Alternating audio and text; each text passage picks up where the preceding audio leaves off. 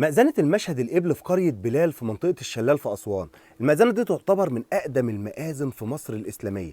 إحنا ما نعرفش تاريخها بالتحديد، لكن هي في العصر الفاطمي في حدود سنة 470 هجري 1077 ميلادي. الكلام ده كان أيام الخليفة المستنصر بالله الفاطمي، خامس الخلفاء الفاطميين في مصر، ووزيره بدر الجمالي اللي هو أمير الجيوش أو الجيوشي، وعلى إيد القائد سرتكين قائد المنطقة الجنوبية وقائد الجيوش الفاطمية في الصعيد. المأذنة دي كانت بتستخدم لغرض حربي، لان هي في ثغر اسوان.